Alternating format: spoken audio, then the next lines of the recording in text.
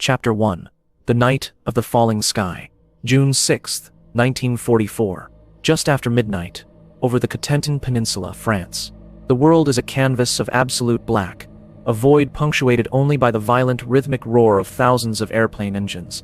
Inside the vibrating aluminum fuselage of a C-47 Skytrain, designated Chalk 47, the air is thick with the smell of sweat, vomit, and gasoline. Young men, boys really, are packed shoulder to shoulder on hard metal benches. They are the paratroopers of the 101st Airborne Division, the Screaming Eagles. Each man is a walking arsenal, burdened with over 100 pounds of equipment: rifle, ammunition, grenades, rations, a gas mask, a trench knife, and the heavy, cumbersome parachute harness that digs into their shoulders and chests. Their faces, blackened with burnt cork and cocoa, are masks of grim determination, youthful bravado, and a deep, primal fear that gnaws at the pit of the stomach. They have been flying for hours from airfields in southern England, crossing the churning dark waters of the English Channel. For most, it was a sickening journey, the plane bucking and lurching in the turbulent air. Now below them lies Fortress Europe, Adolf Hitler's impenetrable wall. They are the tip of the spear, the vanguard of the largest amphibious invasion in human history. Their mission: to drop behind enemy lines in the dead of night, to seize key causeways, bridges and crossroads, and to sow chaos in the German rear, preventing reinforcements from reaching the beaches where at dawn, the main seaborne invasion will begin. The red jump light above the door is a malevolent, glowing eye, a constant reminder of the imminent leap into the unknown. The men check and recheck their static lines, their hands moving with practiced, nervous energy. They shout over the engine noise, exchanging last-minute jokes, promises, and reassurances, words swallowed by the deafening drone. They are utterly alone in the sky, a fragile metal tube filled with human courage, hurtling towards a dark, hostile continent. Outside, the night is suddenly alive with streaks of fire. German anti-aircraft guns, the dreaded flak, have found their range. The sky erupts in blossoms of orange and black smoke. The C-47 shudders violently as shells burst around it, the shrapnel rattling against its thin aluminum skin like deadly hail. Inside, the men are thrown against each other. The smell of cordite seeps into the cabin. This is no longer a training exercise. This is real. The green light flashes. The jumpmaster, a grizzled sergeant, bellows a single guttural command: go. There is no time for hesitation, no moment for a final prayer. The line of men shuffles forward, a clumsy, weighted caterpillar of humanity. One by one they disappear through the open door, swallowed by the violent, roaring darkness. For a brief, terrifying second, they are hit by the prop blast, a physical blow that rips the air from their lungs. Then, a sudden, violent jerk as the static line rips the parachute from its pack. The silk canopy blossoms above them, a fragile shield against gravity, and then, silence. A profound, shocking silence after the cacophony of the plane. The world becomes a symphony of new sounds, the gentle rustle of the wind through the silk, the distant, muffled crump of artillery, the faint, ominous chatter of a German machine gun somewhere below. Suspended between heaven and hell, the paratrooper is the most vulnerable creature on Earth. He is a slow-moving target, a pendulum of flesh and bones swinging helplessly in the dark. He can see the tracers, like angry red hornets, rising up to meet him. He prays he won't be hit. He prays he won't land in a river and be dragged down by his gear. He prays he won't be impaled on one of the sharpened anti-paratrooper poles the Germans have planted in the fields below, stakes cynically nicknamed Rommel's asparagus. He prays he lands alone, unseen. He prays he lands with his comrades. These contradictory hopes race through his mind in the few minutes it takes to descend. Lieutenant Richard Winters of Easy Company, 506th Parachute Infantry Regiment, felt his chute deploy with a reassuring snap, but his relief was short-lived. He watched in horror as the plane next to his, filled with his friends, took a direct hit. It blossomed into a massive, silent fireball, a funeral pyre in the night sky, before tumbling to the earth. He saw no parachutes. 20 men, gone in an instant. The orderly drop plan, rehearsed for months, had already disintegrated into chaos. The pilots, many of them young and inexperienced, were flying too fast and too low to avoid the thick flak. They broke formation, scattering the paratroopers far and wide across the Norman countryside. Men who were supposed to land together on a designated drop zone found themselves miles away, utterly alone, in a landscape of dark fields, dense hedgerows, and unseen enemies. Private John Steele of the 82nd Airborne Division had a particularly terrifying descent. He was dropped directly over the town square of Saint-Omer-Église, which was illuminated by a burning building. The Germans on the ground, alerted and enraged, were waiting. They fired indiscriminately into the sky, slaughtering the descending paratroopers. Steele was hit in the foot by shrapnel. His parachute snagged on the steeple of the ancient stone church, leaving him dangling helplessly as the battle raged below. He played dead for hours, a silent, bleeding witness to the carnage in the square, the bells of the church tolling a deafening, constant rhythm beside his head. The first 24 hours of D-Day did not begin with a heroic charge up a beach. It began in darkness, in chaos, in fear and isolation. It began with thousands of young men, scattered like seeds in the wind, landing in swamps, in forests, on rooftops, and in the middle of German patrols. Their meticulously planned objectives seemed like a distant dream. Their immediate, all-consuming goal was simply to survive the next 5 minutes, to find a friendly face in the darkness, to assemble, somehow, into a fighting force. They were cut off, surrounded, and vastly outnumbered. But they were the essential first move in the great chess game to liberate a continent. Everything depended on them, and as their boots touched the wet soil of Normandy, each man knew with chilling certainty that the longest day of their lives had just begun. For every paratrooper, the landing was a brutal awakening. One moment, the abstract concept of war; the next, the hard, wet reality of French soil. Sergeant Thomas Meehan, commander of Easy Company, was not as fortunate as Winters. His plane, carrying the entire company headquarters, was hit and went down in flames near the village of Buesville-a-Plain. No one survived. Easy Company was now leaderless, its men scattered over a 10-mile radius, unaware that their commander was dead. They were operating on instinct and training alone. The primary tool for finding each other in the disorienting darkness was a small, simple device, a child's toy clicker, a small piece of tin that made a distinct click-clack sound. The agreed-upon signal was one click, to be answered by two. It was a sound that offered the promise of a friend, but it was also a potential death sentence.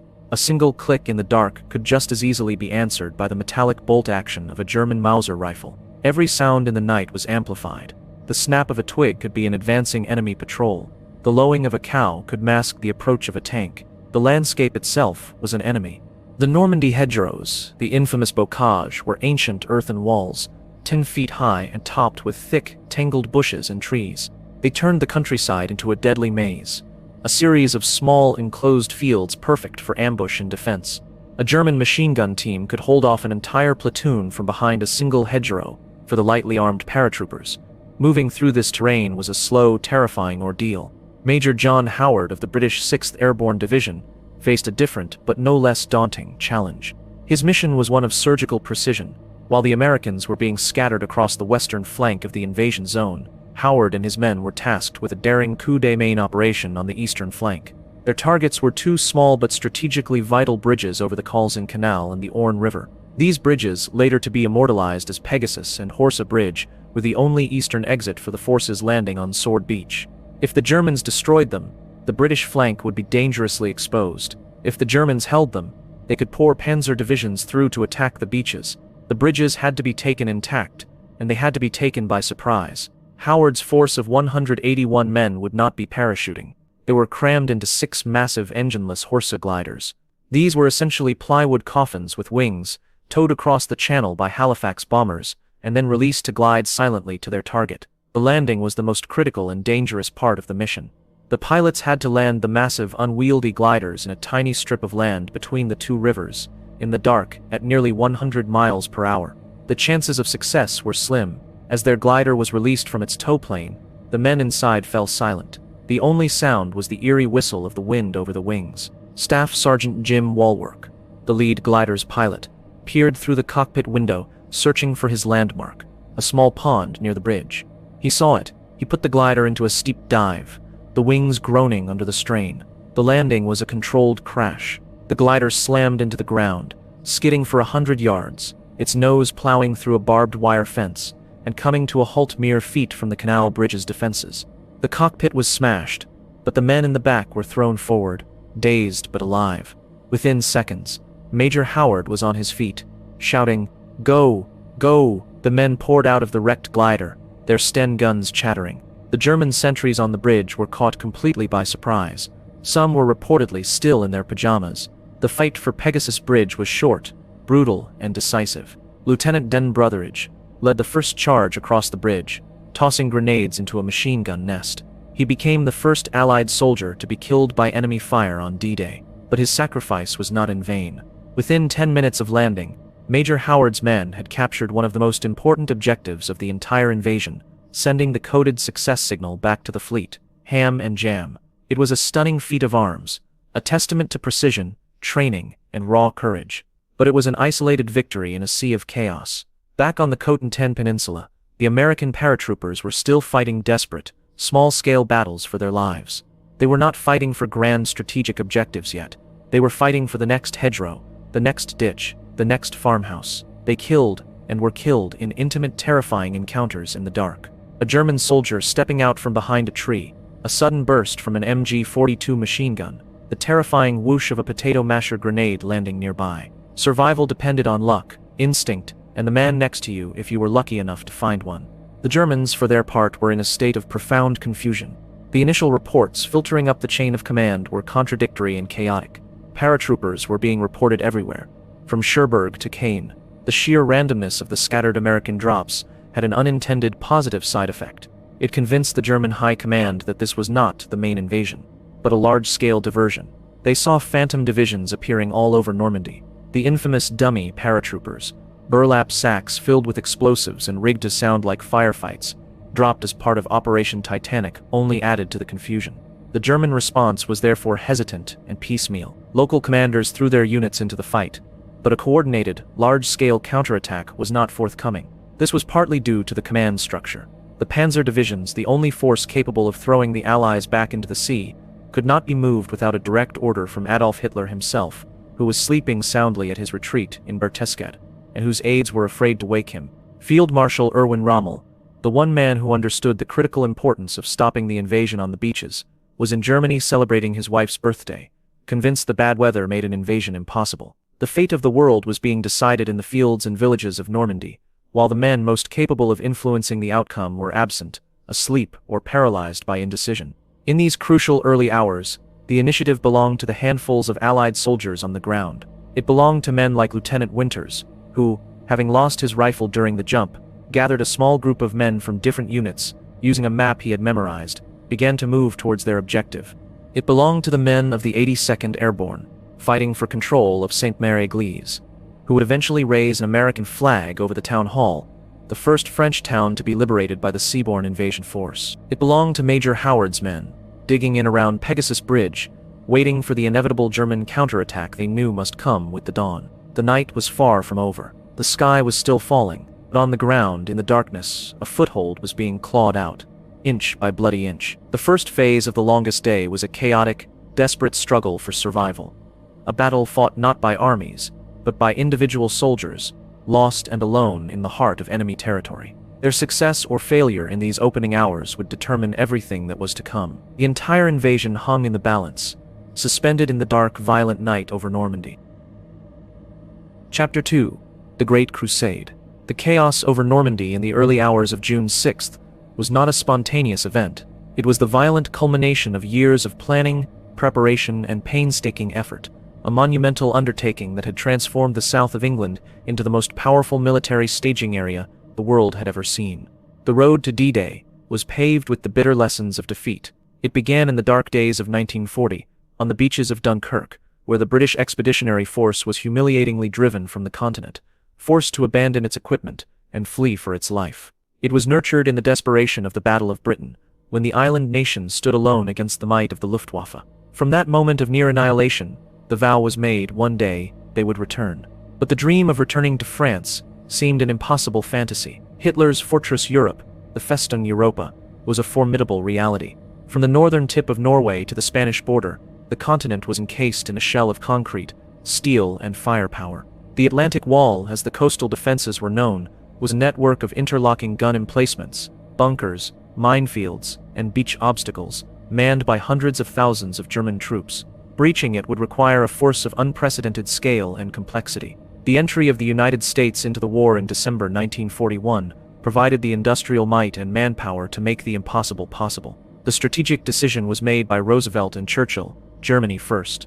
The Soviet Union was bearing the brunt of the fighting on the Eastern Front, absorbing horrendous casualties while desperately pleading for a second front to relieve the pressure. The cross-channel invasion, codenamed Operation Overlord, would be that second front. The man chosen to command this immense undertaking was American General Dwight D. Eisenhower. He was not a flashy battlefield commander in the mold of Patton or Montgomery, but a master organizer, a diplomat in uniform, a man with the rare ability to manage the colossal egos of the Allied leadership and forge a truly unified command. From his headquarters at Southwick House, near Portsmouth, Eisenhower presided over the largest logistical operation in history. The build-up, codenamed Operation Bolero, was staggering. Southern England became a vast armed camp. More than 1.5 million American soldiers, sailors, and airmen were transported across the Atlantic, an endless stream of troopships dodging German U-boats.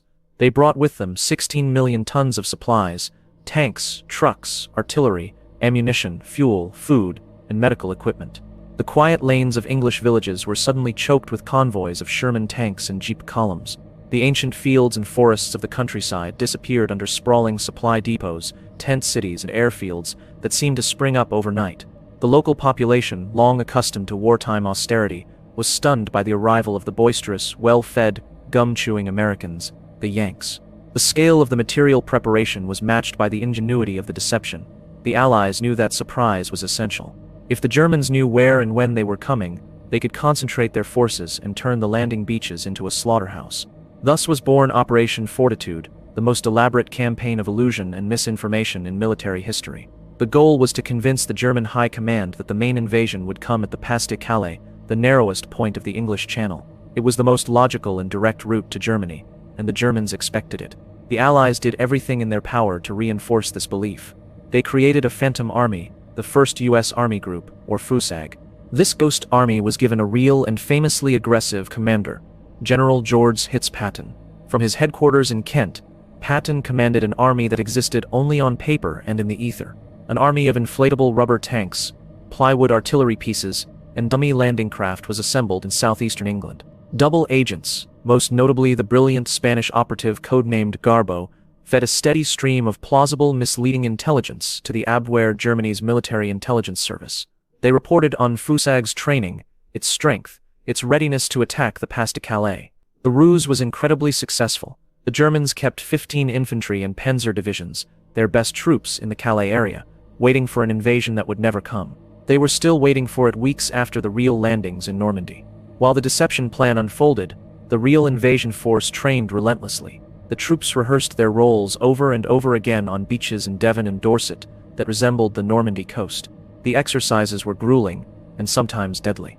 In April 1944, during Exercise Tiger, a rehearsal for the Utah beach landings at Slapton Sands, German E-boats penetrated the Allied naval screen and torpedoed 2 American landing ships. Nearly 800 American soldiers and sailors were killed, a death toll higher than the actual landing on Utah Beach. The incident was kept top secret to maintain morale and security. The soldiers who would make the assault were a cross-section of the Allied nations: Americans, British, Canadians, Poles, Free French, Norwegians, and more. They were farmers, factory workers, teachers, and clerks, citizen soldiers who had been plucked from their ordinary lives and forged into a fighting force. They trained for months, honing their skills, building bonds of comradeship, and trying not to think too much about what they were about to face. They knew the odds. They had seen the intelligence photos of the German defenses. They understood that many of them would not survive the first day. The plan for the invasion itself, Operation Neptune, was a masterpiece of military planning, a symphony of coordinated action on an unimaginable scale.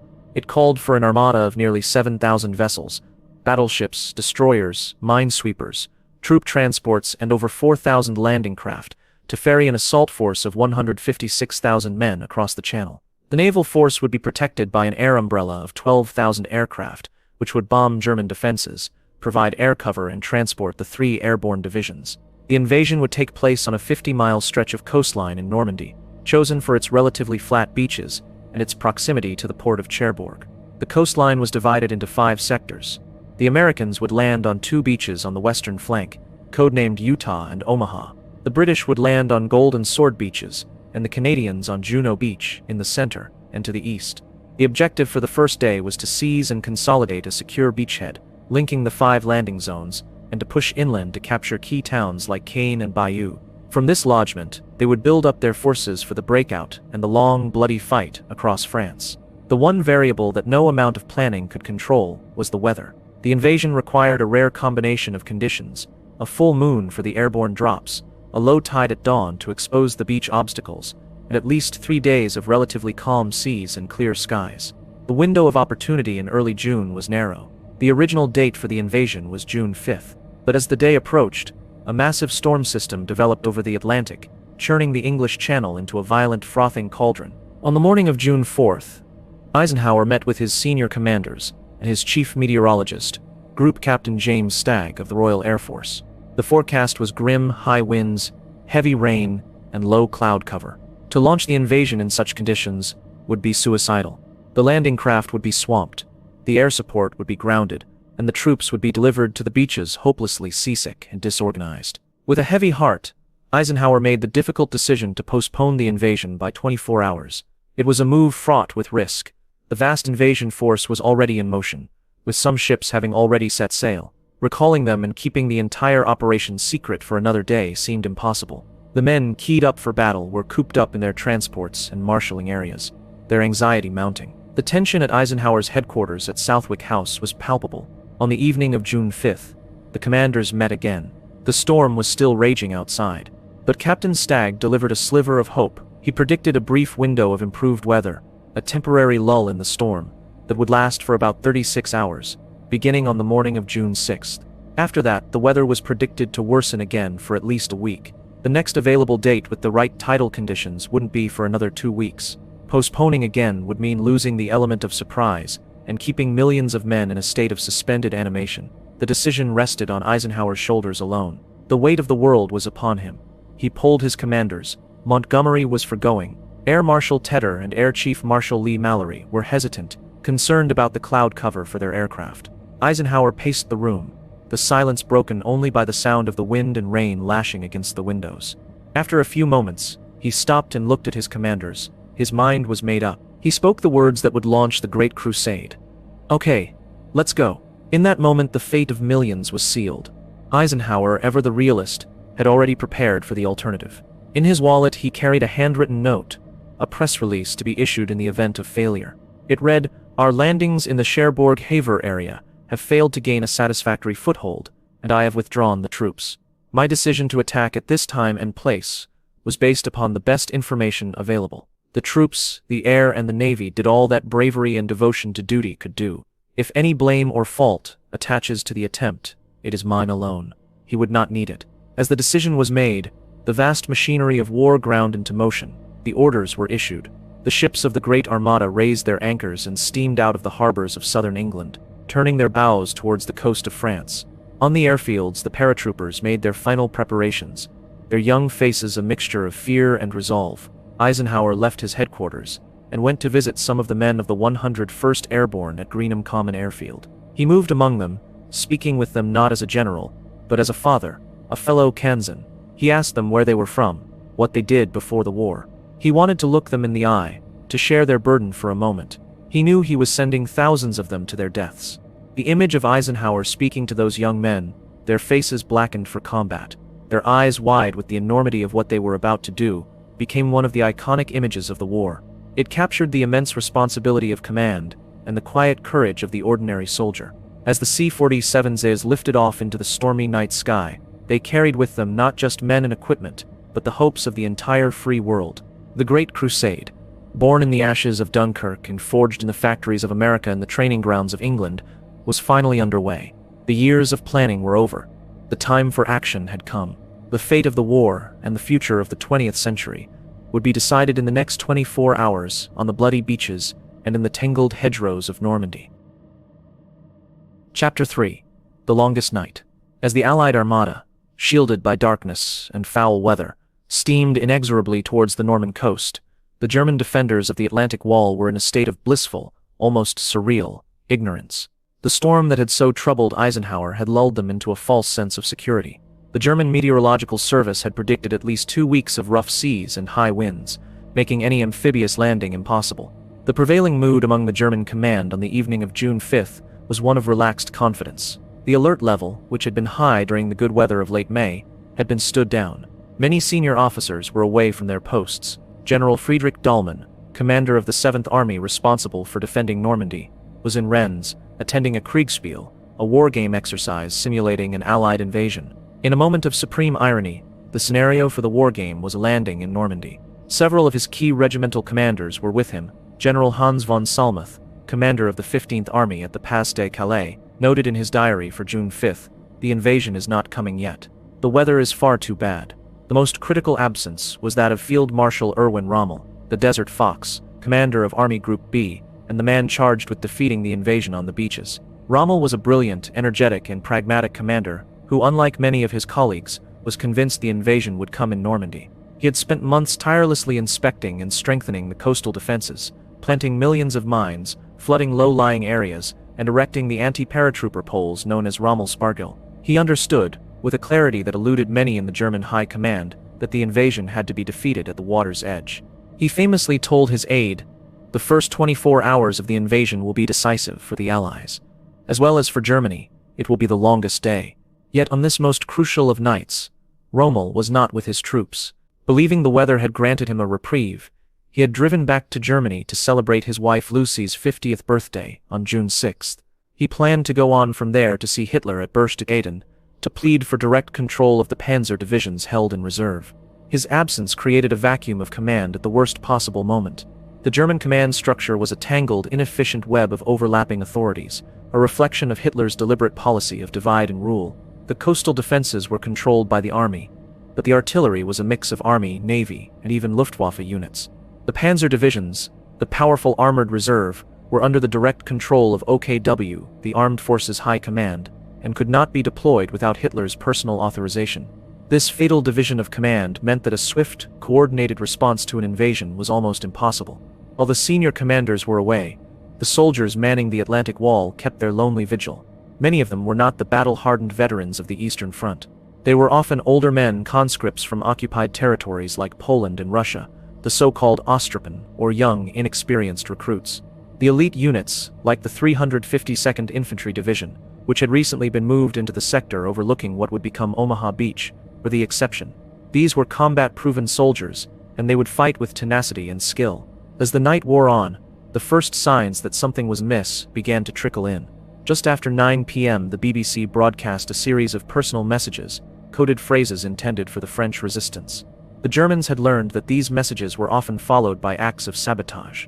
One message, a line from a Verlaine poem, "Blessant mon cœur d'une langueur monotone," wound my heart with a monotonous languor, was known to be the final signal that the invasion was imminent. The intelligence was passed up the chain of command, but it was met with skepticism and inaction.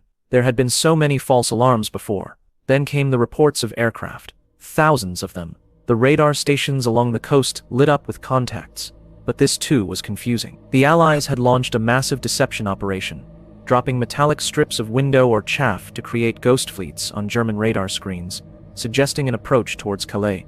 Simultaneously, the reports of paratroopers began to flood the headquarters of the German 84th Corps in Saint-Lô, but the reports were chaotic and widespread, describing small groups of jumpers scattered all over the Cotentin Peninsula.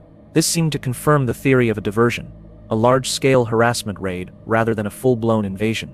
The German response was sluggish and localized. General Wilhelm Folly, commander of the 91st Air Landing Division, stationed in the Cotentin, decided to drive to the war games in Rennes to confer with his superiors. On the way, his staff car was ambushed by a group of American paratroopers from the 82nd Airborne near the village of Picauville. Folly was killed in the first burst of fire, becoming the first German general to die on D-Day. His division was left leaderless at the very moment it was most needed. The pressure was building. On the other side of the channel, the final preparations were marked by moments of intense human drama. In the stuffy, crowded briefing rooms, the assault troops were shown maps and models of the beaches they were to attack. For the first time, they learned their destination, Normandy. The names Omaha, Utah, Gold, Juno, and Sword entered the lexicon of military history. The briefings were brutally honest. The officers pointed out the German machine gun nests, the artillery positions, the minefields. They were told to expect 50, 60, even 80% casualties in the first waves. A heavy silence fell over the rooms as the reality of their missions sank in. After the briefings, the men were left to their own thoughts. Many wrote letters home, letters that might be their last. They were letters filled with love, with reassurances, and with a quiet acceptance of their fate. Major John Howard of the Pegasus Bridge Glider Force wrote to his wife, Joy, "You can have no idea how much I am thinking of you. I have a great deal of confidence in the success of our operation. I am sure that I shall be seeing you again before very long." Others found solace in prayer, attending services led by chaplains who would be going into battle with them. Many simply sat in silence, cleaning their rifles one last time, sharing a cigarette with a friend, making dark jokes to ward off the fear. The sheer weight of history, of expectation, was immense. They were not just soldiers fighting for their own survival. They were liberators.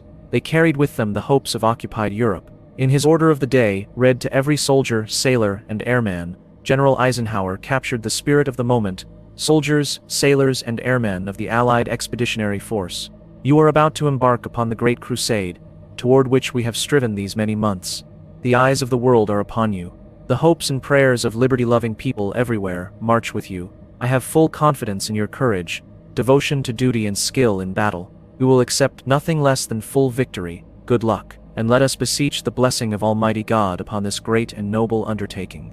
As the invasion fleet moved across the Channel, it was a city at sea. The vastness of it was almost incomprehensible. From the bridge of the cruiser USS Augusta, General Omar Bradley, commander of the American ground forces, looked out at the spectacle. It was majestic, and yet an awesome sight.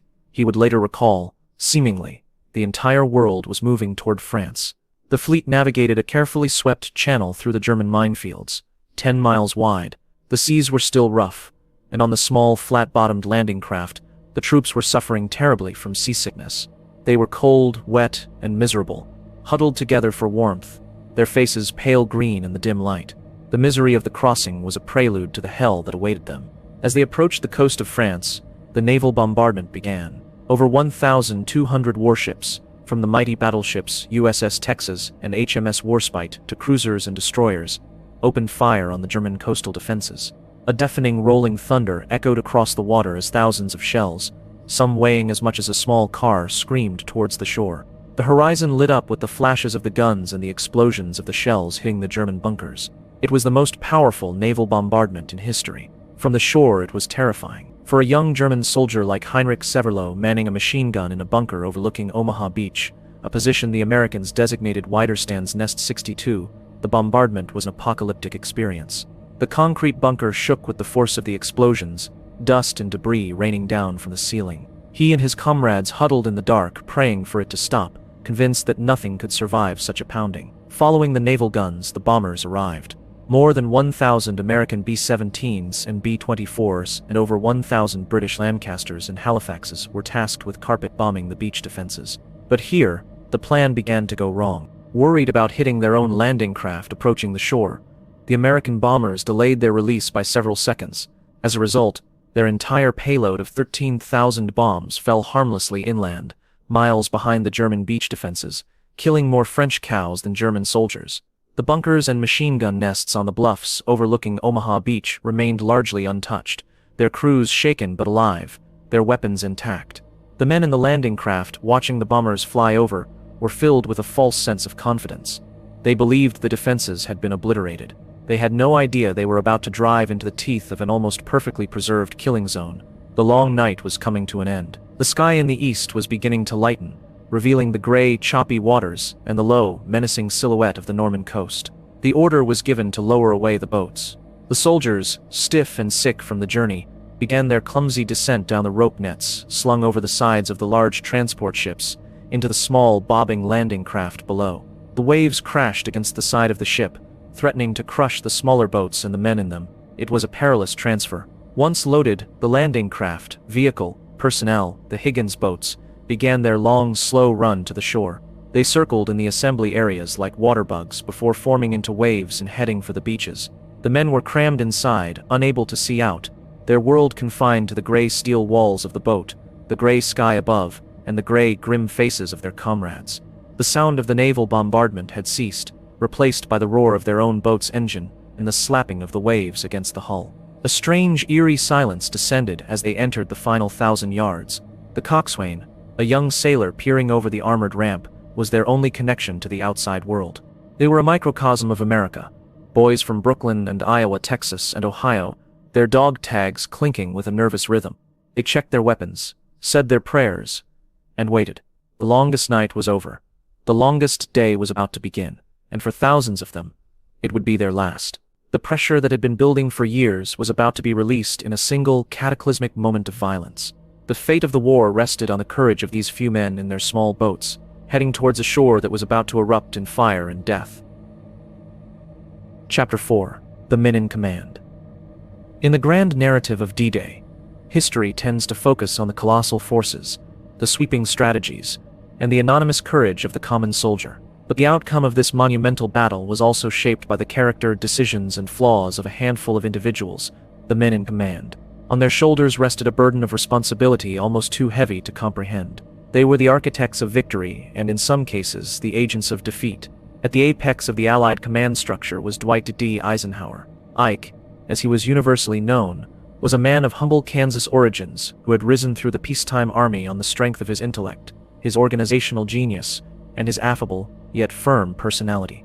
His greatest strength was not as a battlefield tactician, but as a coalition builder. He possessed an almost supernatural ability to manage the clashing personalities and national interests of the Allied leadership.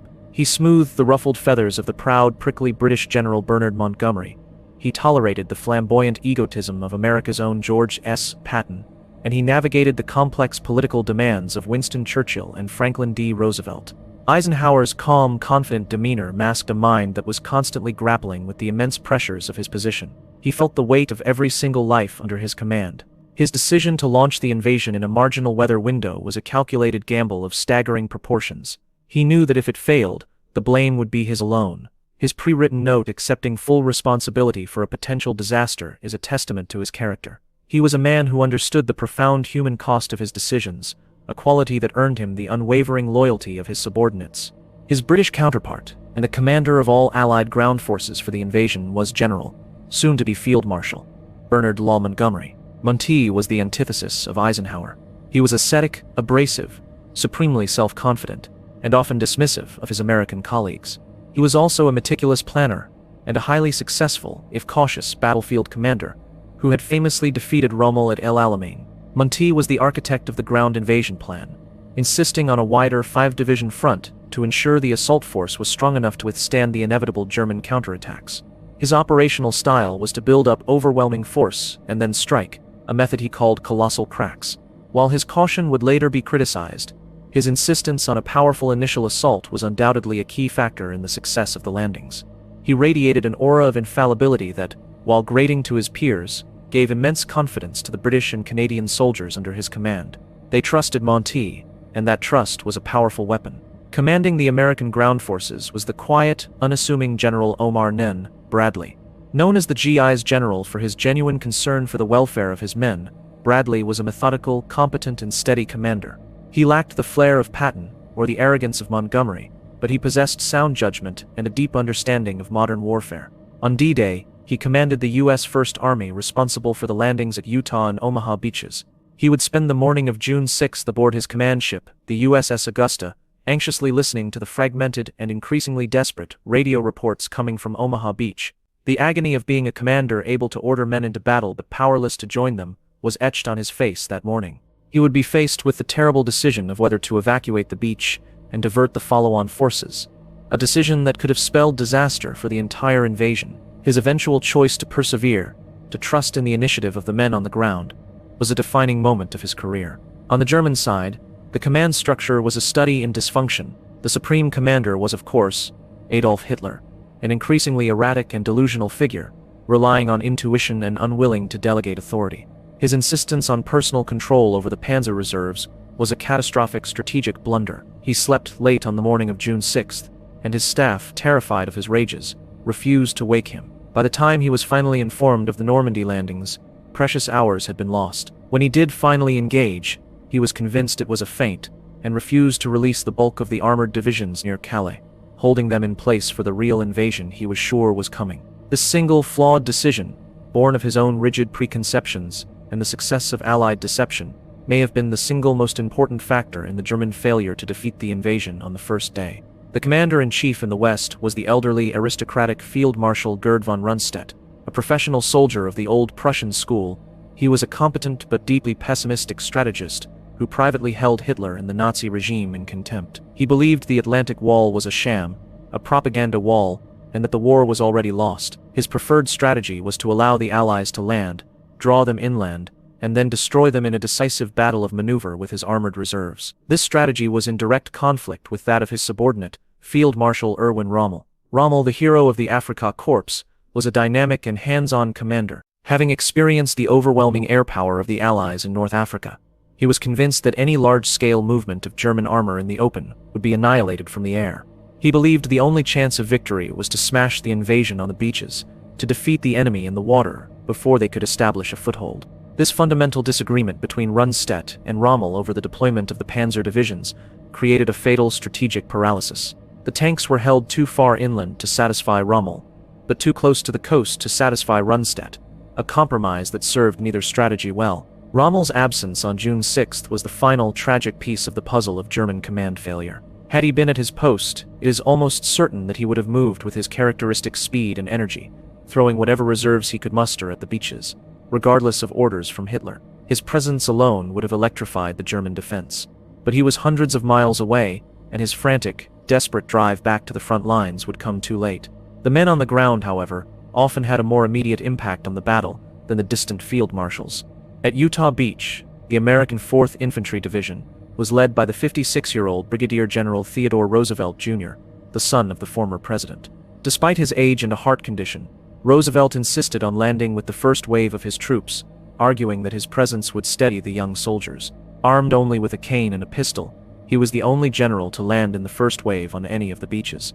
His landing craft, swept south by strong currents, landed his men more than a mile from their intended target. But Roosevelt, cool and unfazed, surveyed the new location and made a snap decision. "We'll start the war from right here," he declared. His personal courage and decisive leadership turned a potential disaster into a success, as the new landing area proved to be more lightly defended than the original objective. His actions that day would earn him the Medal of Honor.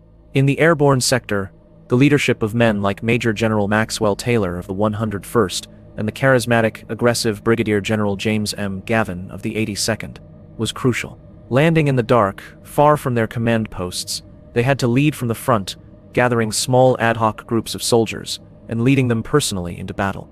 Their willingness to share the same dangers as their men forged an unbreakable bond and inspired extraordinary acts of bravery. On the German side, in the bunkers overlooking Omaha Beach, the commanders were of a lower rank, but their actions were just as decisive. Men like Major Werner Plusket, an artillery officer with the 352nd Infantry Division, were the first to see the Allied armada. Peering through his binoculars at dawn, he was struck with disbelief and horror. "It was a fantastic fleet," he later said. "It is impossible to describe it. I was paralyzed. I had the feeling I was an actor in a war film." But he and others like him did not panic. They were professional soldiers. They calmly directed their artillery and machine gun fire onto the approaching landing craft with devastating effect. Lieutenant Bernhard Firking, commanding an infantry platoon at Widerstandsnest 62, would direct the fire of his machine gunners, including Heinrich Severloh, that would inflict thousands of casualties on the American troops struggling in the surf. These men, fighting from well-prepared concealed positions, were the architects of the near disaster at Omaha Beach. Their tenacity and skill demonstrated how effective the German defense could be, even when faced with overwhelming numbers. The story of D-Day Command is a story of contrasts. On the Allied side, a unified, flexible, and ultimately effective structure, led by a man who trusted his subordinates and understood the human element of war. On the German side, a rigid, divided, and dysfunctional system, crippled by the interference of a dictator and the internal squabbles of its top generals. But on the day itself, the battle was often decided not by the grand strategists, but by the lieutenants, the sergeants, and the generals who led from the front, who made life-or-death decisions in the heat of combat, and whose personal courage or fatal hesitation could change the course of history. The men in command, from Eisenhower in his quiet English headquarters to a German lieutenant in a concrete bunker, were all players in a drama of unimaginable scale, their choices and actions shaping the destiny of the world on the longest day. Chapter 5. The Razor's Edge. The hours between the first airborne landings and the moment the ramps dropped on the invasion beaches were a period of intense, agonizing uncertainty. For both sides, the battle was balanced on a razor's edge, where a single decision, a stroke of luck, or a moment of hesitation could tip the scales towards victory or disaster. This was the fog of wars in its purest form, a chaotic swirl of fragmented information, fear, and hope, where commanders made choices that would shape the lives of thousands, often with little more than instinct to guide them. For the scattered paratroopers of the 82nd and 101st Airborne, the critical decisions were intimate and immediate. The grand operational plan had evaporated in the prop blast of their C-47 secs. Their objectives, bridges, causeways, crossroads were just names on a map they might not even possess. The first decision was simply to survive. Having cut away his parachute and found cover, a lone trooper's world shrank to the size of a ditch or the lee of a hedgerow. His next decision was to move. But where? Towards the sound of friendly fire, or away from the sound of German voices. Every choice was a gamble. For Lieutenant Colonel Robert Cole of the 502nd Parachute Infantry Regiment, the night was a frustrating exercise in gathering a force. Dropped far from his unit, he spent hours moving through the darkness, using his cricket and his voice to assemble a motley crew of about 75 men from various units. He had no heavy weapons, limited ammunition, and no clear idea of where the enemy was in strength.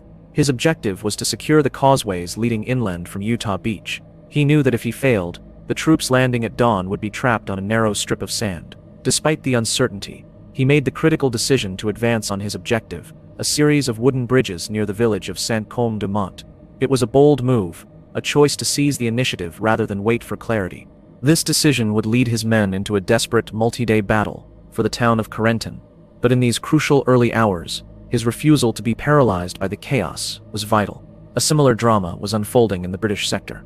At Pegasus Bridge, Major John Howard's small force of glider infantry had achieved a stunning success. But their trial was just beginning. They were an isolated pocket of British steel deep inside enemy territory. They had taken the bridge, now they had to hold it. The critical decision for Howard was how to deploy his meager forces to defend against the inevitable German counterattack. He placed his machine guns and anti-tank weapons in carefully selected positions, turning the small cafe on the west bank of the canal into a fortress. He anticipated the Germans would come from Canaan to the south. He had to trust that Lord Lovett's commandos, landing on Sword Beach at dawn, would fight their way inland to relieve him. His decision was to hold at all costs. To do otherwise would be to squander the lives already spent taking the objective. As the night wore on, the first German probes began. Tanks from the 21st Panzer Division, the only armored division close enough to intervene effectively, began to move towards his position. The battle for Pegasus Bridge was far from over. The decisions made by the German commanders in these hours were defined by confusion and hesitation. At the headquarters of the 352nd Infantry Division, which overlooked Omaha Beach, the commander, General Lieutenant Dietrich Kress, was awakened by the reports of the airborne landings. He was a capable and experienced officer. His critical decision was to interpret the landings on the Cotentin Peninsula not as the main event, but as a diversion. He reasoned that the real threat would come from the sea. Therefore, he decided against sending his reserves inland to hunt down the paratroopers. Instead, he ordered his entire division to man their primary coastal defense positions and prepare for a seaborne assault. This was a fateful choice. It meant that when the Americans of the 1st and 29th Infantry Divisions came ashore at Omaha, they would be facing one of the most powerful and well-prepared German divisions in all of Normandy, a division that the Allied intelligence had failed to locate. Kress's correct assessment of the situation based on incomplete information would turn Omaha Beach into a charnel house. Further up the chain of command, the paralysis continued. When General Alfred Jodl at Hitler's headquarters was informed of the landings, he dismissed them as minor raids. He made the decision not to wake the Führer. This single act of deference, of fear of disturbing his master, had monumental consequences. It kept the ISS Panzer Corps, with its formidable Tiger and Panther tanks, sitting idle in reserve near Paris. Had these units been released in the early morning, they could have reached the Normandy coast by the afternoon and potentially driven the Allies back into the sea. The decision was not to act, and in war a decision not to act is still a decision, often with the most devastating results. As dawn approached, the most critical Allied decision of all was being made at sea. Aboard the thousands of landing craft, young officers faced a terrifying choice. The seas were much rougher than anticipated. The small Higgins boats were being tossed about by 5-foot waves. Many were filling with water. The soldiers, already seasick, were now in danger of drowning before they even reached the shore. The naval plan called for the landing craft to be launched from the transport ships 11 miles out. This was done to keep the large, vulnerable transports beyond the range of German coastal artillery, but it meant a long, punishing journey for the men in the small boats. The commanders of the landing flotillas had the authority to move in closer to shore before launching.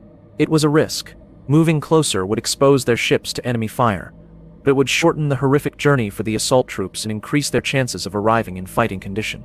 At Utah Beach, the naval commander made the bold decision to move his transports to within 7 miles of the coast.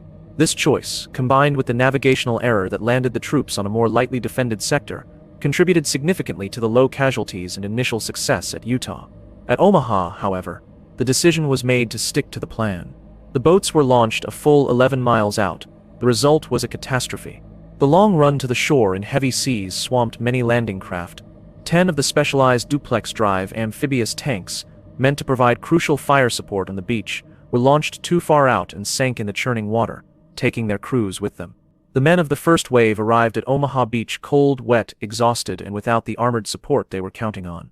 The decision to adhere rigidly to the plan, a choice made with the best of intentions to protect the fleet, had inadvertently doomed the first wave at Omaha to a near-suicidal assault. Perhaps the most poignant example of a critical decision made under fire was that of the U.S. Rangers tasked with scaling the cliffs at Point du Hoc. Their mission was to destroy a battery of 6 155mm cannons that Allied intelligence believed were positioned there, capable of firing on both Utah and Omaha beaches. The assault was led by Lieutenant Colonel James Rudder. His Rangers were to land at the base of the 100-foot cliffs and climb them using ropes and ladders fired from their landing craft. The naval bombardment had done little to soften the defenses. As they approached, the Germans rained down machine gun fire and grenades from the top of the cliffs. Several boats were sunk. The ropes were slick with water and mud. It seemed an impossible task. Rudder had a choice. He could retreat, saving his men from what looked like certain annihilation, or he could press on. His decision was to continue the assault. He transmitted a simple message: landed Point du Hoc. Mission progressing. The Rangers, with incredible courage, began their ascent, climbing hand over hand as the Germans cut their ropes and fired down on them. It was a decision based on pure grit and a refusal to fail. When they finally reached the top, after a bloody and exhausting fight, they made a shocking discovery. The massive guns were not there. The concrete emplacements were empty. The Germans had moved the guns inland to a less conspicuous position. Had the entire mission been for nothing? Had all those lives been lost for an empty bunker? But the Rangers' mission was not over. They had to find those guns. A small patrol made a daring reconnaissance inland, and through sheer luck and audacity, found the 6 cannons, uncamouflaged and unguarded in an apple orchard, aimed towards Utah Beach. They disabled them with thermite grenades. Rudder's decision to press the attack on the cliffs, a choice that seemed suicidal, had led directly to the successful neutralization of a major threat to the invasion. The battle for Normandy was not a single monolithic event. It was a mosaic of thousands of such moments, of countless decisions made by men at every level of command, from generals to lieutenants. It was a story of bold gambles that paid off, like Roosevelt's at Utah, and cautious choices that led to disaster, like the launch distance at Omaha. It was a story of German professionalism at the tactical level undermined by strategic paralysis at the highest echelons. Each decision, made in the confusing half-light of dawn, on a churning sea, or in a dark hedgerow, sent ripples across the battlefield, shaping the contours of the longest day and determining who would live and who would die. The invasion was balanced on the razor's edge, and it was the choices made in these critical hours that would determine on which side it would fall. Chapter 6. Hell's Gate. H-Hour. 6:30 a.m. June 6, 1944. Omaha Beach. The ramps of the first Higgins boats slammed down into the churning, blood-tinged surf, and in that instant, the world dissolved into a maelstrom of noise, terror, and death. The carefully constructed plans, the months of training, the hopeful reassurances, they all vanished in the first ripping snarl of a German MG-42 machine gun. What the men of the American 1st and 29th Infantry Divisions faced was not battle. It was a scientifically engineered slaughter. The German defenders of the 352nd Infantry Division, having survived the ineffective aerial and naval bombardment, peered from their concrete bunkers and trenches on the bluffs overlooking the beach. They had a perfect field of fire. The beach was a 5-mile crescent of sand, a natural amphitheater of death, and the American soldiers were the unwilling actors on its stage. As the ramps dropped, the German machine gunners opened up, their weapons firing at a terrifying 1,200 rounds per minute. They created a crisscrossing wall of lead that scythed through the ranks of the GIs before they could even get their feet wet. Men were cut down in the boats, on the ramps, and in the shallow water. They fell in heaps, their bodies tossed about by the waves. The water turned red. Those who made it out of the boats were plunged into a nightmare. They were weighed down by their equipment, struggling through the waist-deep cold water, while bullets zipped past their heads and mortar shells rained down, erupting in geysers of sand and water. The noise was indescribable, a constant, deafening roar of machine guns, mortars, artillery, and the screams of the wounded and dying. There was no cover. The beach was a wide, open expanse of sand, littered with the sinister steel obstacles designed by Rommel. The tide was coming in, forcing the men forward into the fire, reducing the space they had to maneuver. Many soldiers, burdened by their gear, simply drowned in the surf after being wounded. Others, paralyzed by fear, sought shelter behind the beach obstacles. But this offered only temporary respite. The German gunners had pre-sighted every inch of the beach. To stay still was to die. To move forward seemed equally suicidal. The first wave was annihilated. Within minutes, its leadership structure had ceased to exist. Officers and non-commissioned officers were targeted and killed, leaving bewildered privates to fend for themselves. Units disintegrated. Men from different companies and platoons huddled together in small, desperate groups, leaderless and terrified. The beach became a scene of utter chaos and carnage. Wrecked and burning landing craft littered the shoreline. The bodies of the dead washed back and forth in the surf. Wounded men cried out for medics, who were themselves being cut down as they tried to render aid. For the men on Omaha, the invasion had failed. They were trapped, pinned down on a narrow strip of sand between the rising tide and the unbreachable German defenses. Aboard the USS Augusta, General Omar Bradley listened to the radio reports with growing horror. The messages were desperate and confused. "We're being torn to pieces. We can't get off the beach. Send reinforcements. We're losing men fast." Bradley feared he had sent his men into a death trap. He seriously contemplated the unthinkable, calling off the landings at Omaha, cutting his losses, and diverting the follow-on waves to Utah or the British beaches. It would have been a catastrophic blow to the entire Overlord plan, leaving a dangerous gap in the center of the Allied line. While Omaha descended into hell, the story at the other beaches was different, though no less brutal. At Utah Beach, to the west, the landings were a comparative success. Thanks to the strong currents and the decision to launch closer to shore, the 4th Infantry Division landed relatively intact, and with most of its amphibious tanks, Brigadier General Roosevelt's decisive leadership turned the navigational error into an advantage. Casualties were light, fewer than 200 on the first day. The troops quickly moved off the beach and began linking up with the paratroopers of the 101st Airborne, securing the causeways and beginning the push inland. The contrast with Omaha, just a few miles away, was stark and surreal. On the British and Canadian beaches to the east, Gold, Juno, and Sword, the fighting was intense and bloody, but the objectives were largely achieved. The British faced heavily fortified seaside towns, and the Canadians at Juno encountered some of the fiercest resistance of the day outside of Omaha. The German defenses there were strong, and the initial Canadian casualties were heavy. But specialized armored vehicles, part of a menagerie of strange-looking tanks known as Hobart's Funnies, proved invaluable. There were flame-throwing crocodile tanks, bridge-laying tanks, and crab tanks with flails to detonate mines. These ingenious machines helped the British and Canadians to breach the seawall and overcome the German bunkers. By the end of the day, they had pushed several miles inland, on the verge of capturing the strategic cities of Bayeux and Caen, though Caen itself would hold out for another month of bitter fighting. But back at Omaha, the situation remained critical. The breaking point had been reached. The entire invasion hinged on whether the Americans trapped on that beach could somehow, against all odds, find a way to get off it. The salvation of Omaha Beach did not come from a grand strategic plan from on high. It came from the bottom up. It came from the courage and initiative of small groups of men and individual leaders who decided that they would rather die moving forward than be killed cowering on the sand. Brigadier General Norman Dutch Cota, the assistant commander of the 29th Division, landed amidst the chaos and became a one-man rallying point. A charismatic and profane leader, he strode across the beach under intense fire, seemingly oblivious to the danger, grabbing soldiers by the collar, kicking them into action, and organizing them into makeshift assault teams.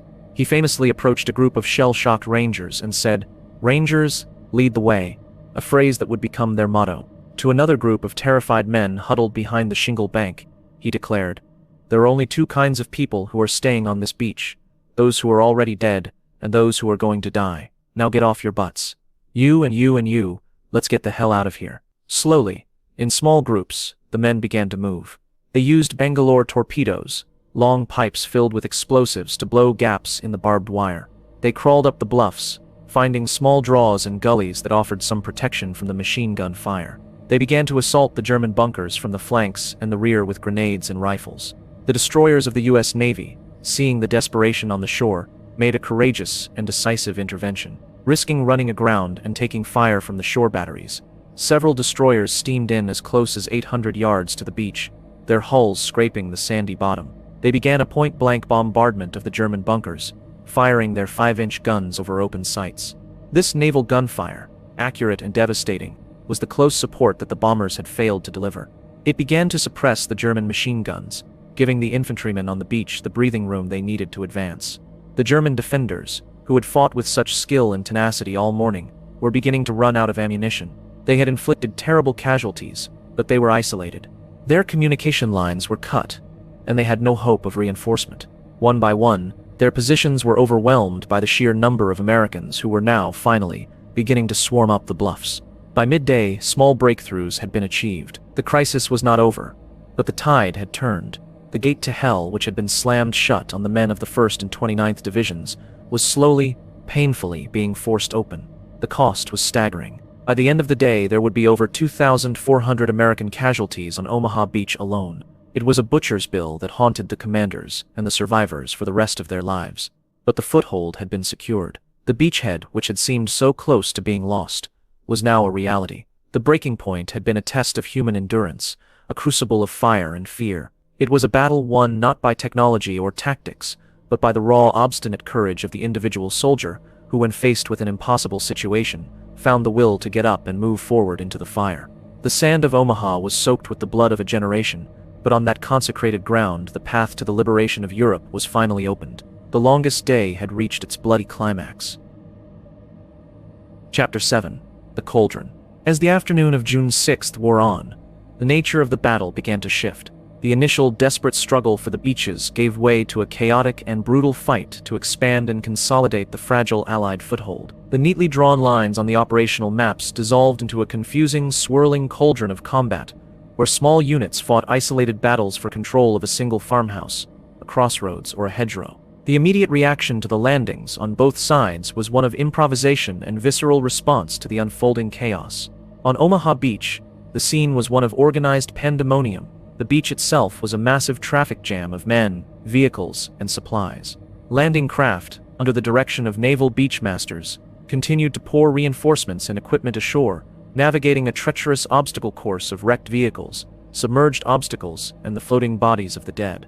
Bulldozers worked frantically to clear paths through the debris, pushing aside burned-out tanks and trucks to make way for the endless columns of men and material moving inland. The single narrow exit road that had been cleared from the beach was a bottleneck of epic proportions. Jeeps, trucks, and tanks were backed up for miles, a perfect target for the German artillery that still commanded the high ground. Medics worked with grim-faced efficiency at casualty collection points established on the sand. Plasma drips hung from rifles stuck bayonet first into the ground. The sheer number of wounded was overwhelming. The medics, many of whom were conscientious objectors, performed acts of incredible bravery, treating the wounded under constant fire, their hands and uniforms stained with the blood of hundreds of men. For the soldiers who had survived the initial horror, there was no respite. They were pushed up the bluffs and into the bewildering landscape of the Normandy bocage. This was a type of warfare for which they were ill-prepared. The dense hedgerows turned every field into a self-contained fortress. A German machine gun team, or a hidden anti-tank gun, could hold up an entire company. Progress was measured in yards, not miles, and every yard was paid for in blood. The fighting was close quarters, savage, and personal. It was a war of grenades tossed over hedgerows, of bayonet charges through gaps in the foliage, and of sudden, terrifying encounters with an enemy who was invisible until the moment he opened fire. The chaos was not confined to the American sector. In the town of Sainte-Mère-Église, the paratroopers of the 82nd Airborne were engaged in a desperate fight to hold the town they had captured during the night. The Germans, realizing the strategic importance of the crossroads town, launched repeated counterattacks with infantry and armored vehicles. The fighting raged in the streets, gardens, and houses. It was a soldier's battle, where leadership devolved to sergeants and lieutenants, and victory depended on the courage of small groups of men defending a single stone wall or a second-story window. The paratroopers, lightly armed and scattered, fought with ferocious tenacity, knowing that their survival depended on holding out until the forces from Utah Beach could reach them. The German reaction to the invasion remained sluggish and uncoordinated. The communications systems had been shattered by Allied bombing and the sabotage efforts of the French resistance. Reports from the front lines were slow to reach the headquarters, and when they did, they were often contradictory. Field Marshal von Rundstedt in Paris and General Dullman of the 7th Army struggled to form a coherent picture of the battle. Where was the main thrust? Was this the real invasion or the elaborate feint they had been led to expect? The 21st Panzer Division, positioned near Caen, was the only armored force capable of mounting a significant counterattack on D-Day. Its commander, General Major Edgar Fouchinger, spent the morning waiting for orders, his tanks sitting idle as the British established themselves on Sword Beach. When the orders finally came, they were confused. He was first ordered to attack the British 6th Airborne at the Orne Bridges, then the order was changed to attack the beachhead itself. He split his forces, sending one battle group towards the coast between Sword and Juno beaches. For a brief, terrifying moment for the Allies, it seemed the German armor might succeed. The panzers punched through the thin British line, and by late afternoon, a handful of German tanks reached the coast at Luxembourg. The German tank commanders could see the vast Allied fleet lying offshore. They had successfully split the British and Canadian beachheads. It was a moment of immense opportunity for the Germans. But the force was too small, it had no infantry support, and it was dangerously exposed. As dusk fell, the sight of hundreds of Allied gliders and transport planes flying overhead, bringing in reinforcements for the 6th Airborne, convinced the German commanders that they were about to be cut off. Fearing encirclement, they made the fateful decision to withdraw. The best, and arguably only, chance the Germans had of splitting the Allied beachhead and defeating the invasion in detail on June 6 had been squandered. The skies over Normandy were a critical factor in the chaos on the ground. The Allied air forces enjoyed almost complete supremacy. Fighter bombers, Prudy 7 Thunderbolts, P-51 Mustangs, and British Typhoons roamed the skies, acting as airborne artillery. They strafed German columns, bombed troop concentrations, and hunted for tanks. For a German soldier, any movement during daylight was a death sentence. This air interdiction campaign, known as the Transportation Plan, had effectively sealed off the battlefield, destroying bridges, railways, and roads, making it almost impossible for the Germans to move their reserves to the front. The chaos was also felt at sea. The German navy was all but non-existent. A few E-boats and U-boats made daring attacks on the periphery of the vast armada. The real enemy for the sailors was the weather and the immense logistical challenge of the operation. Thousands of tons of supplies had to be landed on open beaches under enemy fire. Specialist units like the Naval Combat Demolition Units and the Seabees worked heroically to clear obstacles and build makeshift port facilities, often while submerged in cold water and under sniper fire. Their work was unglamorous but absolutely essential. Without the continuous flow of ammunition, fuel, and reinforcements, the beachheads would have withered and died. As evening approached, the first 24 hours were drawing to a close, but the fighting did not stop. The cauldron of Normandy continued to bubble and boil. In the airborne sectors, the paratroopers used the gathering darkness to consolidate their positions, link up with lost comrades, and prepare for another night of battle. Lieutenant Richard Winters of Easy Company, who had landed with only his trench knife, had by now gathered a small force and led a textbook assault on a German artillery battery at Brecourt Manor. In a classic example of small unit tactics and leadership, his handful of men destroyed 4 105 mm howitzers that were firing on Utah Beach, killing numerous German soldiers and capturing a valuable map detailing all German defensive positions in the area. It was a microcosm of the D-Day story, small groups of men, acting with initiative and courage, achieving results with an impact far beyond their numbers. The chaos of June 6 was a double-edged sword. For the Allies, it meant the destruction of carefully laid plans and terrifying losses, especially at Omaha. But for the Germans, the chaos was strategic and systemic. It paralyzed their command structure, delayed their response, and allowed the Allies to survive the most vulnerable moments of the invasion. The cauldron of the first day was a brutal Darwinian test. The side that could best adapt to the chaos, that could best empower its junior leaders to make decisions, and that could best endure the psychological shock of modern industrial warfare, would be the side to prevail. As the sun set on the longest day, the Allies had not achieved all of their ambitious objectives. Coulson and Bayeux were still in German hands, and the beachheads were not yet linked into a solid, continuous front, but they were ashore. They had passed through the gates of hell and were clinging grimly to the soil of France. The cauldron had forged a foothold, paid for in the currency of blood and courage. The battle for Normandy had just begun. Chapter 8. The Red Shore. As the sun began to set on June 6, 1944, a fragile, exhausted quiet began to settle over parts of the Normandy coast. A quiet punctuated by the sporadic crack of a sniper's rifle, the distant rumble of artillery, and the cries of the wounded. The first 24 hours of hell were ending, leaving behind a landscape of devastation and a human toll that was only just beginning to be counted. The immediate aftermath on the beaches was a scene from Dante's Inferno. The once picturesque shoreline was now a grotesque junkyard of war.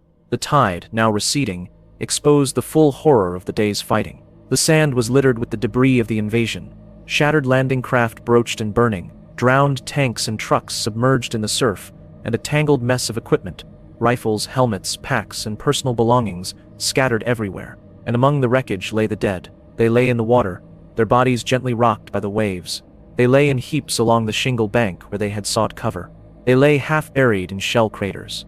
They were so numerous that in some places, particularly on Omaha, it was difficult to walk without stepping on a body. The survivors, numb with shock and exhaustion, moved like ghosts across this spectral landscape. Their faces were blackened with cordite and dirt, their uniforms torn and stained. The adrenaline that had sustained them through the day's fighting had worn off, replaced by a bone-deep weariness and the hollow-eyed stare of men who had seen too much. They searched for friends among the dead, collected ammunition from the fallen, and dug shallow foxholes in the sand, preparing for the German counterattack they were sure would come with the night. The work of the medics and chaplains continued relentlessly.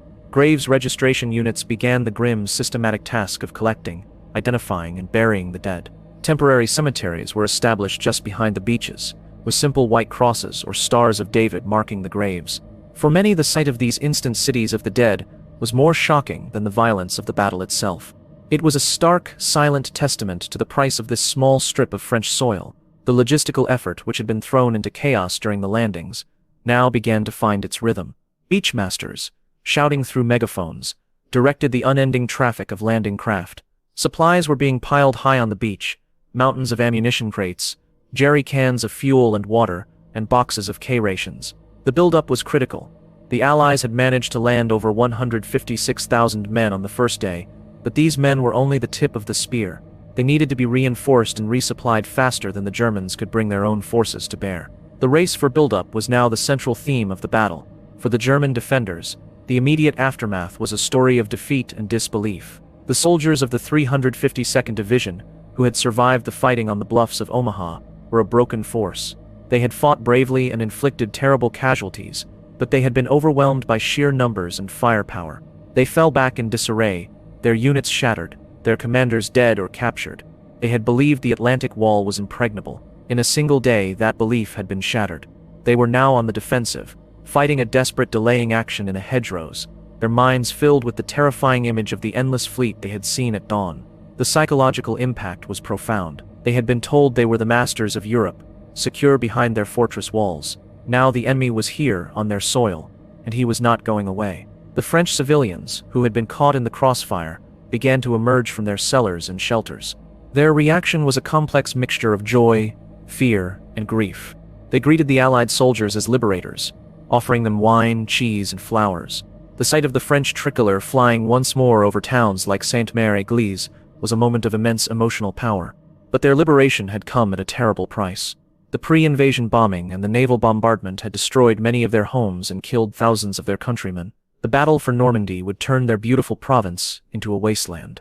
Their joy was tempered by the sober reality of the war that had now arrived on their doorstep. As night fell, the situation for the Allies was perilous. They held 5 separate beachheads, none of them connected. The deepest penetration was at Juno Beach, where the Canadians had advanced nearly 7 miles. At Omaha, the foothold was tenuous at best, a precarious strip of land barely a mile deep. The airborne divisions were still scattered, holding key positions but surrounded and under constant pressure. The ambitious D-Day objectives had not been met. The crucial city of Caen, which was supposed to have been captured on the first day, was still firmly in German hands and would become the anchor of their defense, leading to a month of attritional warfare that would cost tens of thousands of lives. The night of June 6th brought new terrors. The Luftwaffe, which had been conspicuously absent during the day, made sporadic bombing raids on the beaches, the bombers illuminated by searchlights, and pursued by the tracer fire of thousands of anti-aircraft guns on the ships and shore. German artillery continued to harass the Allied positions. Nerves were stretched to the breaking point. Every shadow, every sound in the darkness could be an infiltrating German patrol. No one slept. The men dug their foxholes deeper and stood watch, their weapons ready. The commanders, from Eisenhower down to the platoon leaders on the front line, spent the night assessing the situation, counting their losses, and planning the next day's moves. The primary goal for June 7th was clear: link the beachheads and drive inland to create a solid, defensible lodgment before the Germans could organize a major armored counterattack. The battle for the beachhead was over. The battle for Normandy was about to begin. The immediate aftermath of the first 24 hours was a stark balance sheet of success and failure. The Allies had achieved the near impossible. They had breached the Atlantic Wall and put a massive army ashore in occupied France. The strategic surprise had been total, and the German response had been fatally slow. Operation Overlord had survived its most vulnerable moment, but the cost had been horrific. The exact number of Allied casualties on D-Day will never be known for certain, but estimates put the figure at around 10,000, with more than 4,400 confirmed dead. It was a price paid by a generation of young men on a single long day. The red shore of Normandy was a symbol of both their sacrifice and their monumental achievement. They had endured the unendurable, had walked through the valley of the shadow of death, and had emerged on the other side. They had not won the war on June 6th, but they had made victory possible. The first 24 hours were over, but the memory of the fire, the fear, and the fallen would remain with the survivors forever, a permanent scar on the soul of all who had witnessed the terrible birth of Europe's liberation. Chapter 9. The Hinge of Fate. The events of June 6, 1944, did not merely represent a successful military operation. They constituted a fundamental turning point in the Second World War, and a hinge upon which the history of the 20th century would swing. The long-term effects of those first 24 hours of hell were profound, reshaping the strategic landscape of the war, altering the balance of power in the post-war world, and leaving an indelible mark on the collective memory of nations. The most immediate and significant impact of D-Day was the creation of the long-awaited Second Front in Western Europe. For 3 long years, Joseph Stalin's Soviet Union had borne the overwhelming burden of the land war against Germany. The Red Army had been engaged in a titanic, savage struggle on the Eastern Front, a war of annihilation that consumed millions of lives and vast resources. Stalin had relentlessly pressured his Western allies, Churchill and Roosevelt, to open a second front to relieve the immense pressure on his country. The landings in Normandy did just that. From June 6 onwards, Hitler's Germany was forced to fight a true two-front war, a strategic nightmare from which it could not recover. The Wehrmacht, already stretched to its limits by the war in the East and the Allied campaign in Italy, now had to divert precious divisions, tanks, and aircraft to France. This division of forces was a fatal blow. It prevented the Germans from concentrating their strength on either front, ensuring that they would be ground down in a war of attrition they could no longer win. The success of D-Day sealed the fate of the Third Reich. While the war would continue for another 11 bloody months, the ultimate outcome was no longer in doubt. The path to Berlin was now open from both the East and the West. The long-term impact on the German military and political leadership was devastating. The failure to repel the invasion at the water's edge, as Rommel had insisted was necessary, was a catastrophic psychological blow. It exposed the hollowness of the propaganda about the impregnable Atlantic Wall and shattered the myth of Wehrmacht invincibility in the West. This failure directly contributed to the growing disillusionment within the German officer corps, culminating in the failed attempt to assassinate Hitler on July 20, 1944. The plotters, including high-ranking officers who had been involved in the defense of France, saw the successful invasion as the final proof that Hitler was leading Germany to utter ruin. While the plot failed, it revealed the deep cracks in the foundations of the Nazi regime, cracks that had been pried open on the beaches of Normandy. The success of Operation Overlord also fundamentally reshaped the post-war world. The fact that American, British, and Canadian armies were the ones to liberate France, Belgium, Holland, and Western Germany determined the political map of Cold War Europe. Had the invasion failed, or been postponed significantly, it is conceivable that the Red Army advancing from the east would have swept across all of Germany and perhaps even into France. The post-war division of Europe, with a democratic, American-influenced West and a communist, Soviet-dominated East, was drawn along the lines where the Western Allied and Soviet armies met at the end of the war. The presence of Anglo-American forces in the heart of Europe was a direct consequence of the foothold gained on June 6. D-Day ensured that Western Europe would be rebuilt under the umbrella of the Marshall Plan and integrated into the NATO security alliance, creating the political and economic bloc that would define the West for the next half-century. The operation also cemented the United States' role as the dominant global military and political power. While the invasion was an Allied effort, the sheer scale of the American contribution in terms of manpower, industrial production, and leadership was undeniable. The successful command of this complex coalition by General Eisenhower not only paved his path to the presidency, but also symbolized America's assumption of the mantle of leadership of the free world. a role it would retain throughout the Cold War. For the nations of occupied Europe, the long-term effect of D-Day was liberation itself. The news of the landings spread like wildfire, igniting hope and inspiring resistance movements across the continent. It was the beginning of the end of 4 years of brutal occupation, of oppression, starvation, and fear. While the road from Normandy to the final liberation of Paris and beyond would be long and bloody, D-Day marked the moment when the tide irrevocably turned. It transformed the psychology of the occupied peoples from one of endurance to one of imminent deliverance. The invasion also had a profound and lasting impact on military doctrine.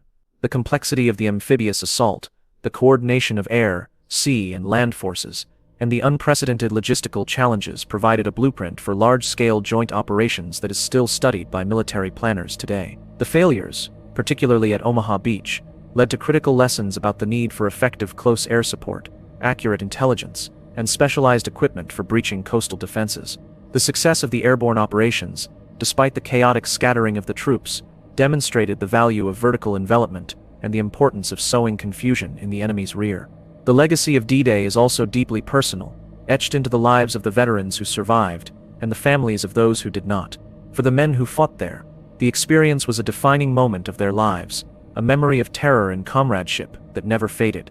In the decades that followed, they would return to the beaches, now peaceful and serene, to remember their fallen friends and to try to make sense of what they had endured. Their stories, captured in countless books, interviews, and documentaries, have become a sacred part of our collective heritage, a warning against the horrors of war and a testament to the resilience of the human spirit. The vast American, British, and German military cemeteries that dot the Norman countryside are perhaps the most poignant and enduring legacy of D-Day. The sea of white crosses and stars of David at Colleville-sur-Mer, overlooking the now tranquil Omaha Beach, is a silent, powerful reminder of the cost of freedom. It stands as a permanent monument to the generation that made the ultimate sacrifice on that hinge of fate, ensuring that the world would not be plunged into the darkness of a triumphant Third Reich. The first 24 hours of D-Day did more than just win a battle. They changed the world. They were the bloody price of admission to the final act of the Second World War, an act that would determine the shape of the modern era. The long-term consequences of the courage and sacrifice displayed on that day continue to resonate, shaping the geopolitical landscape, the memory of nations, and the very concept of liberty in the world we inhabit today.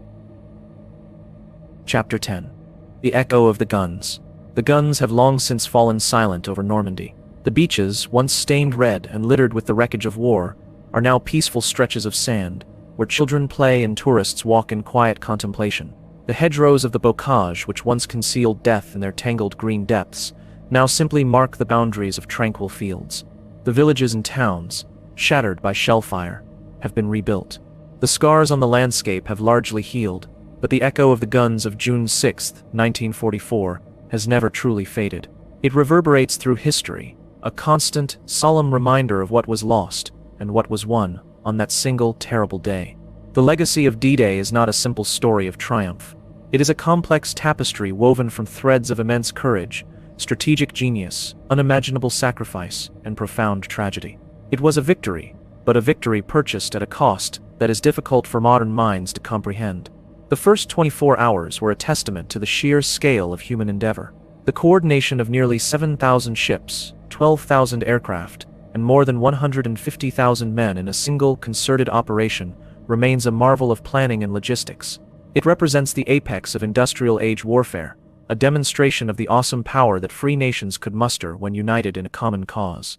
It was, as Eisenhower called it, a great crusade, a collective effort of millions of people, from the factory workers who built the landing craft to the planners who charted the tides, to the soldiers who stormed the beaches.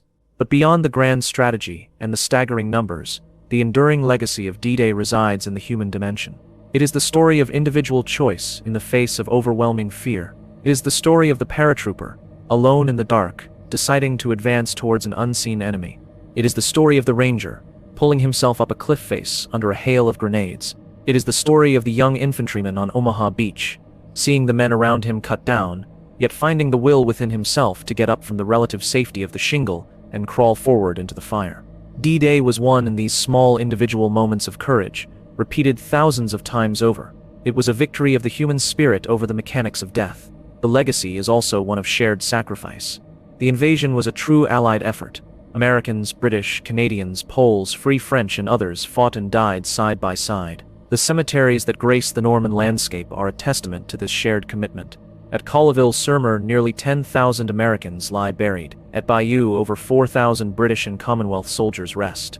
At Bagny-sur-Mer, more than 2,000 Canadians. And at La Cambe, the stark gray granite crosses mark the graves of over 20,000 German soldiers. These silent cities of the dead speak a universal language of loss. They remind us that behind the statistics and the flags were individual human beings, each with a family, a home, and a future that was extinguished on this foreign soil. They are a solemn plea for remembrance and a warning against the follies that lead nations to war. Reflecting on the event years later, the veterans themselves offered the most profound insights. They rarely spoke of glory or heroism. They spoke of fear, of luck, and of the friends they lost. They remembered the churning seasickness, the cold, the deafening noise, and the gnawing terror. Richard Winters, the celebrated commander of Easy Company, reflected on the day with his characteristic humility. When his grandson asked him if he was a hero, he replied, "But I served in a company of heroes." His words capture a fundamental truth about D-Day. It was an event carried on the shoulders of ordinary men, who, when called upon by history, accomplished something truly extraordinary. The world we live in today was forged in the crucible of that day. The freedoms enjoyed in Western Europe, the alliances that have maintained a fragile peace for decades, the very notion of a transatlantic community bound by shared values, all of these have their roots in the success of the Normandy landings. The men who fought on D-Day were not fighting for abstract concepts, as one veteran put it. We were fighting for the guy next to us. But in fighting for each other, they secured a future for millions they would never know. They fought to end a tyranny that threatened to engulf the world in a new dark age. Today, the beaches of Normandy are a pilgrimage site. Visitors walk the sands of Omaha, climb the cliffs of Pointe du Hoc, and stand in the church square of Sainte-Mère-Église. They come to try and understand, to touch a piece of history, to pay their respects, and in the quiet whisper of the wind and the gentle lapping of the waves, if one listens closely, one can still hear the echo of the guns. It is the sound of a generation's sacrifice. It is the sound of freedom's price. It is a sound that history must never be allowed to forget. The longest day is over, but its memory, and its meaning, must endure as long as there are those who cherish the liberty for which those men fought and died.